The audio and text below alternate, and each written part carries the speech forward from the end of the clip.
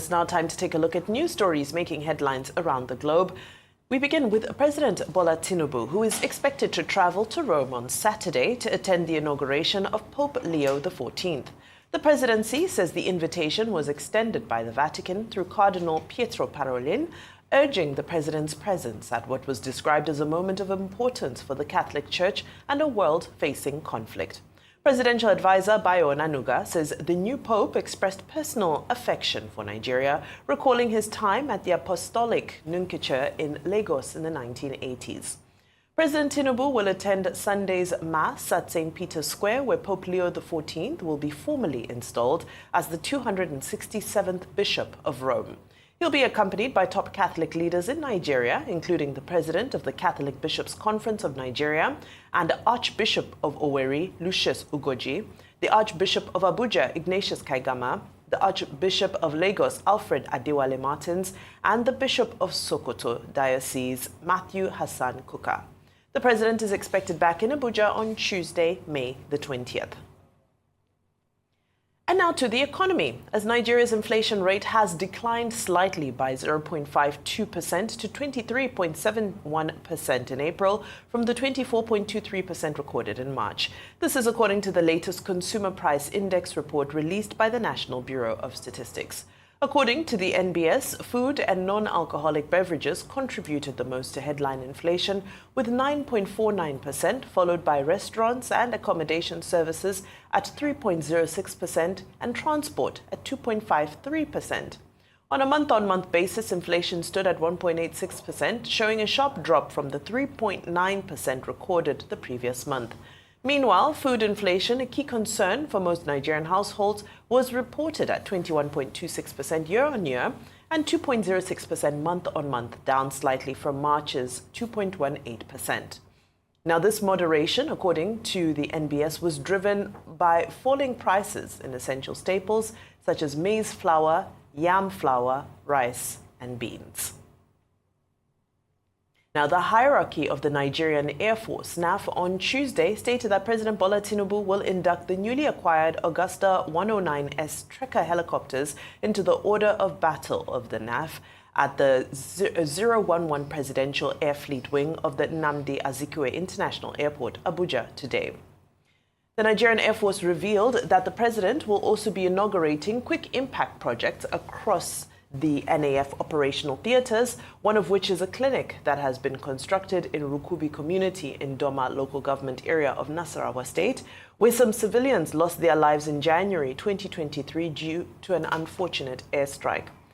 Speaking during a press conference at the NAF headquarters in Abuja to officially kickstart the anniversary celebration, the chairman of the organizing committee for the Nigerian Air Force's 61st anniversary celebration, Air Commodore Sylvester Asukuo Eyoma, also revealed that NAF will be expecting over 30 air forces, 12 chiefs of air staff and 45 exhibitors, including major defense and aerospace players like Airbus, Embraer, Diamond Aircraft, Havelsan, Jet Aviation, Starlight Aviation Group, Proforce, and the Defense Industries Corporation of Nigeria, who are billed to participate in the 4th African Air Forces Forum, scheduled to hold in Lagos as part of activities to celebrate the NAF at 61. Well, congratulations to the Nigerian Air Force at 61. And the president is also off to Rome. He is. So I know we have a leaner show, so I think I'll just keep my comments to the president going to Rome. And I think it is a wonderful thing. I think it's a beautiful example to see the president of Nigeria being invited at the request, obviously through Pietro Parolin, but at the request of the new pope to attend his inaugural mass, his formal installation this Sunday, the 18th. And I think it is a wonderful thing. You know, before we came on air, Rufai and I and yourself, we were all discussing how perhaps definitely in the south of the country, in the lines of the country that we are from, it does seem as though religion flows very seamlessly into each other. So I know that that's not always as reflective of the state of affairs across Nigeria, but this is just a good example of that. Sticking on the issue of the president going to Rome for the installation mass, he will also be traveling with, as you mentioned, key bishops from Nigeria and also a delegation of staff.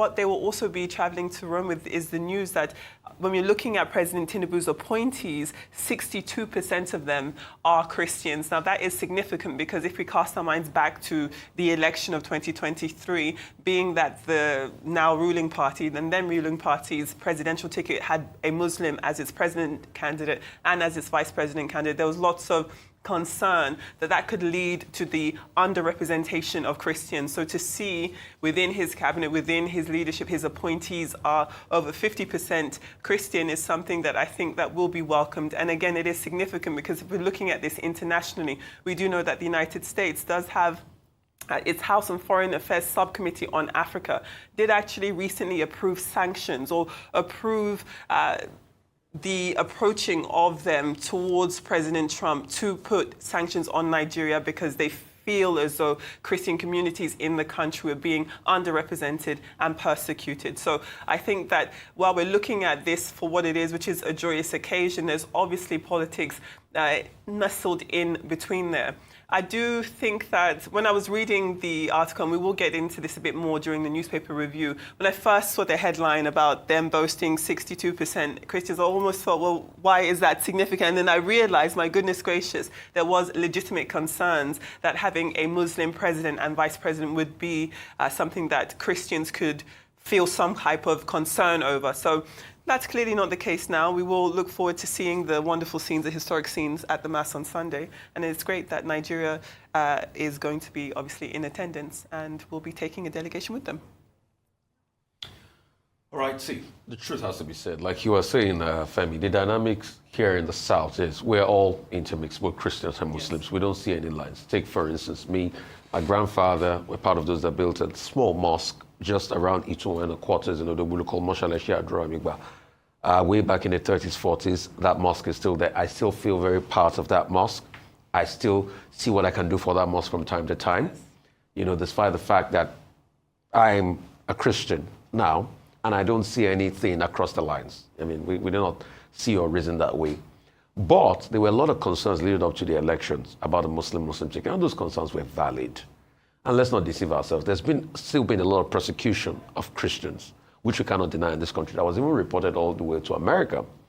And President Tinubu's election has shown that you can have Muslim ticket. I just hope problem will not start when we are supposed to have a Christian ticket. I just hope.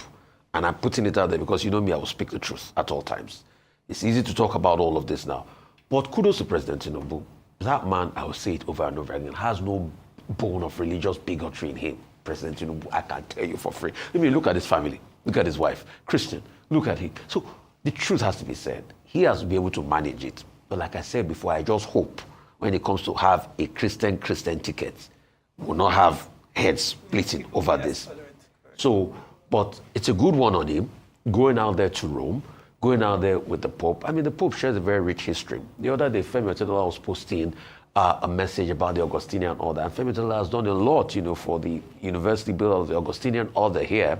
In fact, the Pro-Chancellor of Augustine University. So, and the Pope had visited many times. And he has a very rich history and background.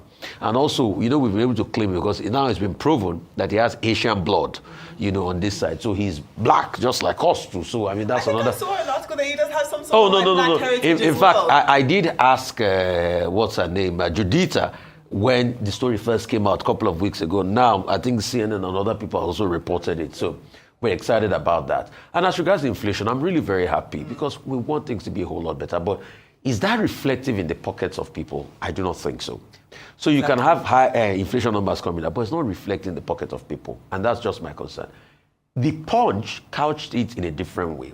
The Punch says that over 10 states are over 30% inflation. That's above the 23.7 national average. You know, because the 23.7 is a national average. Mm-hmm. Then you have 10 states over the 30% mark. And the Punch is screaming danger. And that's why we want to look into it. Yeah. So all the economic planners, please do as much as you can to be able to see that prices come back, you know, to the levels that they were before. If it's coming as well, you see that food prices do skyrocket. Yeah. So in later time, but hopefully we just pray that it's not the same because in all fairness to this government, I think the last fasting period, we didn't see an upsurge in prices. Mm-hmm. So in all fairness, they might have, you know, done some things. And when they do well, I say it the way it is.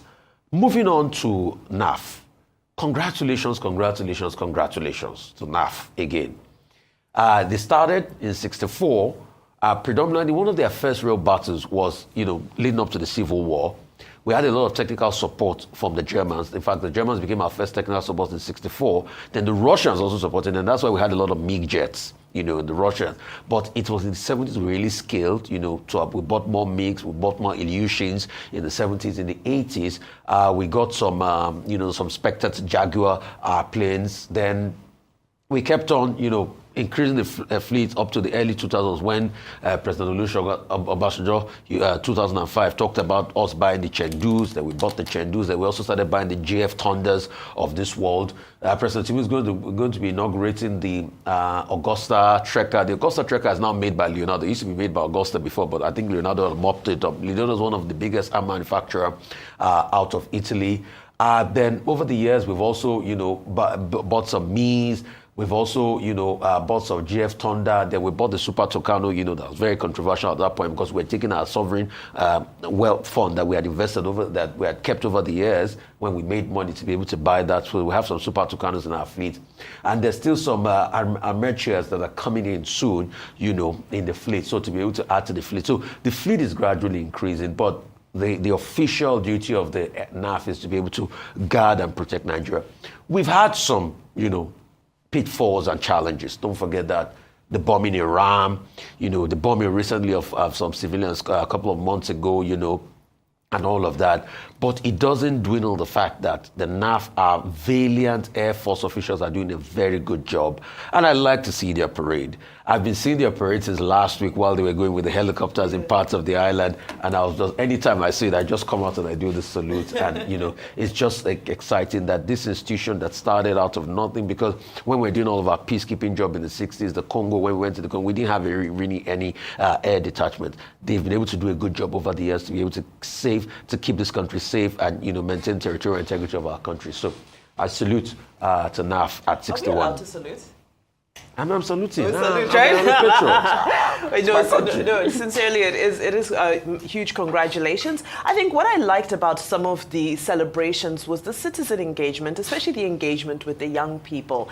You saw young students from various schools coming to the various bases across the country, being able to learn a little bit about the history. Like Rufai has shared some of the history. Look at them sitting in the helicopter. I was reading some of the comments, and these young people are saying this is their first time seeing a helicopter up close in real life, let alone sitting in the cockpit. There were some locally made drones as well that the young school children got to interact with. So I think it is so important for us to continue to bridge this gap between our Air Force and our forces in general and our people, especially young people. If we foster that relationship, that truly we're one, then some of the pitfalls that we see that are manipulated by some of these proponents of insecurity, they try to appeal to these young ones. So if we are able to be proactive and appeal to the young ones first and get them to buy into the project of Nigeria Project and the Nigerian Air Force and all of our defense forces, I think it'll contribute significantly to and we need security. An Air Force museum. That's one thing that just came to my mind. We need, most of our old MiGs and the likes, we really need an Air Force museum, like a proper Air Force museum. I don't know if there's anyone in the world. I know President Olusegun Obasanjo has a few planes on display at the Presidential Library, but a museum, dedicated would be absolutely apt, maybe for one of the future anniversaries. Now to the issues of inflation. Of course, when you look at the reportage around it, generally the consensus is that what we're seeing are the results of rebasing. So we've rebased to 2024 as our base year. Of course, a lot of contention around us using 2024 as a base year because 2024 was quite a volatile year. There were several changes that we're still stabilizing. But however, that's what we have now and that's what we're working with. I was reading a report from the House of Reps Committee on National Planning and Economic Development, and their appeal is to the Central Bank of Nigeria. Now, this took place before the inflation numbers were released, but it's still relevant nevertheless, because we're now holding our breath to see whether the central bank will hold rates. I think it's still premature for us to expect the central bank to ease on those interest rates, but the prayer of most small to medium businesses, even manufacturers, large-scale businesses as well, is that hopefully we can start to see some relief in the interest rates. Now, the appeal appeal from the House of Reps was we need to be careful of unintended consequences of these high interest rates. Is that, yes, as much as one is trying to control inflation and ease that inflation, businesses are struggling. The interest rate is choking. Yeah. It's absolutely choking. And those consequences we'll begin to see later. So yes, macroeconomic indices may look good on paper, the interest rate may look lower on paper, but the truth is that our manufacturers, our small to medium enterprises are struggling at the moment at over 27% interest rate. I mean, I remember, was it last year that even Alhaji Aliko Dangote was complaining that this interest rate is tough on business. So some are saying, okay, fine, a lower interest rate, could that be an indication for investors to want to move in? But ultimately, that interest rate is what we are focusing on. Now, since January 2023, the interest rate has been hiked 10 times. We're looking forward to the MPC meeting, which will take place next week. It'll be the 300th MPC meeting, and to see how the central bank is going to navigate and process these new numbers. But like Rufai said, the focus sincerely is on the felt economy. We've looked at the felt economy from the business perspective, where businesses are saying that we're not even feeling the decline in global energy prices because locally we've got so many legacy problems that are still hindering our businesses. Individuals. Now, the inflation, the CPI basket has been adjusted to reduce how much food contributes to the general basket and increase the contribution of services. But when you look at the statistics, Nigerians are spending more on food than on anything else than they've ever spent because of the high food prices. So yes, we're starting to see some results of the import waiver policies for the import of grain and so forth. But the honest truth is that things are still extremely hard. We're still waiting for that much needed reprieve. And yes,